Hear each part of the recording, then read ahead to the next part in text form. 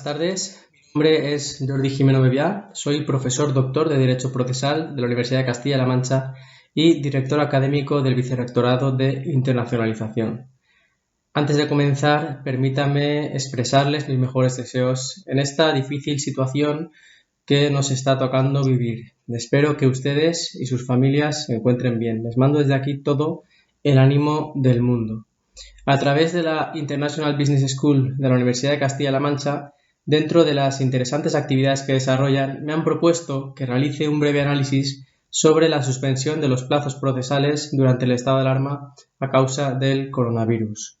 La justicia, sin lugar a dudas, va a sufrir los efectos de esta terrible pandemia y su paralización en lo que dura el estado de alarma está teniendo y lógicamente tendrá un notable impacto tanto para los profesionales, abogados, jueces, fiscales, como, en último lugar, para los justiciables. Primero realizaré un número examen conceptual del tiempo de los actos procesales, es decir, de los términos y de los plazos. En segundo lugar, analizaremos cómo se ha configurado la suspensión en el Real Decreto 364/2020. Posteriormente, pondremos de relieve el debate existente sobre las medidas que se proponen desde el Poder Judicial para afrontar la más que previsible acumulación de asuntos tras el cese del estado de alarma y concluiré con unas breves reflexiones finales.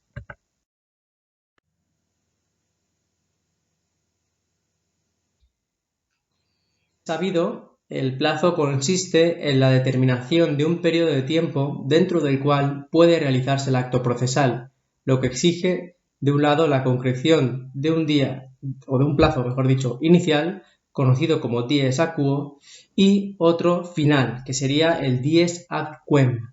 El término, por el contrario, es un momento concreto en el tiempo, determinado por un día e incluso un día y una hora, en el que inexorablemente debe realizarse el acto procesal.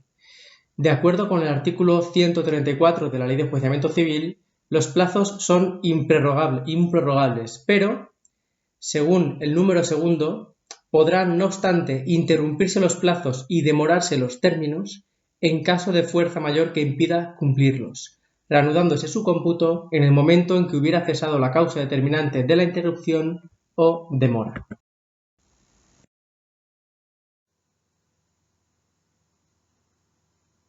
La declaración por el Consejo de Ministros del estado de alarma a través del Real Decreto 463/2020 de 14 de marzo, que a su vez fue prorrogada por el Real Decreto 487/2020 de 14 de abril, ha traído consigo, en relación al tema que nos ocupa, la suspensión de plazos procesales en la disposición adicional segunda. Como regla general, en el número 1 de esta disposición adicional segunda se indica que se suspenden términos y se interrumpen todos los plazos previstos en las leyes procesales en todos los órdenes jurisdiccionales y se reanudarán cuando cese el estado de alarma. Si bien en el texto se utiliza tanto suspensión de términos como suspensión e interrupción de plazos, aunque la suspensión y la interrupción, como sabemos, hacen referencia a dos fenómenos distintos, quizás la urgencia del momento justifica la referida imprecisión. No obstante la regla general, el Real Decreto también contempla algunas excepciones. En el proceso penal, la suspensión e interrupción no se aplica a los procedimientos de habeas corpus, a las actuaciones encomendadas a los servicios de guardia, a las actuaciones con detenido, órdenes de protección, actuaciones urgentes en materia de vigilancia penitenciaria y a cualquier medida cautelar en materia de violencia sobre la mujer o menores. Tampoco afecta a la fase de instrucción cuando el juez o tribunal competente consideren la realización de actuaciones procesales que, por su carácter urgente, sean inaplazables. En el orden jurisdiccional civil se exceptúan tanto la autorización judicial para el internamiento no voluntario por razón de trastorno psíquico prevista en el artículo 763 de la Ley de Enjuiciamiento Civil, como la adopción de medidas o disposiciones de protección del menor previstas en el artículo 158 del Código Civil. Se trata, lógicamente, de excepciones al principio dispositivo, a la postre principio formador del proceso civil, que necesariamente no pueden quedar sujetas a esta suspensión general de los plazos procesales. En el proceso contencioso administrativo se exceptúa el procedimiento para la protección de los derechos fundamentales de la persona, artículo 114 y siguientes de la Ley de Jurisdicción Contenciosa Administrativa, y la tramitación de las autorizaciones o ratificaciones judiciales, artículo 8.6 del mismo texto legal. Por último, en el orden social quedan exceptuados los procedimientos de conflicto colectivo y para la tutela de derechos fundamentales y libertades públicas reguladas en la Ley de Jurisdicción Social. Más allá de estas excepciones, el número 4 de esta disposición adicional segunda habilita a los jueces o tribunales a acordar la práctica de cualesquier actuaciones judiciales que sean necesarias para evitar perjuicios irreparables en los derechos e intereses legítimos de las partes en el proceso.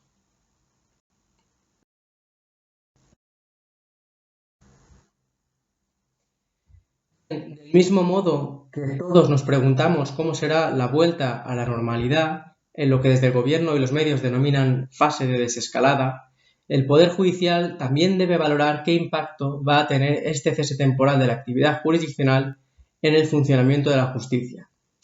Existen además órdenes jurisdiccionales que sin duda van a resultar realmente afectados, como el orden jurisdiccional social, donde la llegada del coronavirus ha supuesto miles de ERTEs e innumerables despidos que en algún momento serán objetos de un proceso ante los órganos de lo social. Para evitar el colapso de la justicia, ya vemos que además la situación es bastante volátil, bastante cambiante. Está previsto que se relajen algunas medidas del Real Decreto y, en primer lugar, se anunciará el levantamiento de la prohibición de presentar escritos de demanda y recursos en todo tipo de procedimientos judiciales, y no solo en el marco de los considerados servicios esenciales durante el estado de alarma, tal y como contemplaba el Poder Judicial en la Comisión Permanente en su acuerdo de 18 de marzo.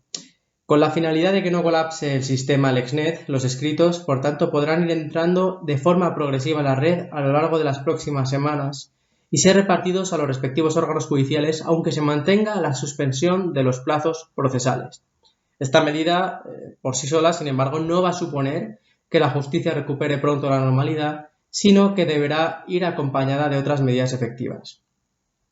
Ante esta situación, en la reunión de la Comisión Permanente que se celebró el día 2 de abril de 2020, se aprobó un documento titulado Directrices para la elaboración de un plan de choque en la Administración de Justicia tras el estado de alarma, que sería una suerte como de brainstorming o lluvia de ideas que se ha trasladado al Ministerio de Justicia y que está siendo objeto de debate entre los distintos colectivos. Algunas de estas medidas, debo decir que ya han sido duramente criticadas, como la posibilidad de declarar hábil el mes de agosto, privando de vacaciones, por tanto, a los abogados y al resto de operadores jurídicos, en lo que supone claramente una afectación a su derecho al descanso y a la conciliación familiar. La recuperación gradual de la actividad jurisdiccional, en consecuencia, se antoja compleja, por lo que es importante que cuente con el mayor consenso posible, no solo entre los miembros de la carrera judicial, la Fiscalía, sino también de la abogacía y del resto de operadores jurídicos.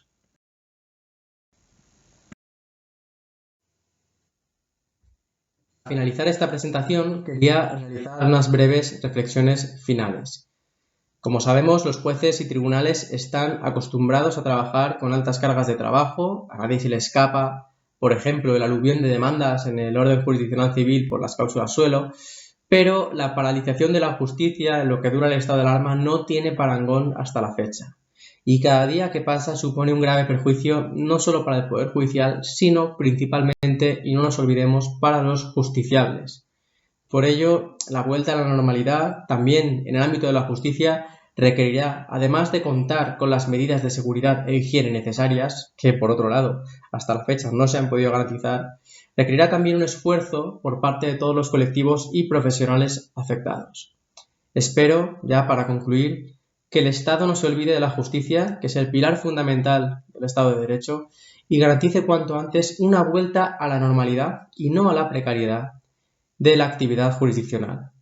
Vuelvo desde aquí a agradecer a la International Business School de la Universidad de Castilla-La Mancha su invitación y a desearles ante esta situación mucho ánimo, mucha paciencia y mucha salud. Gracias.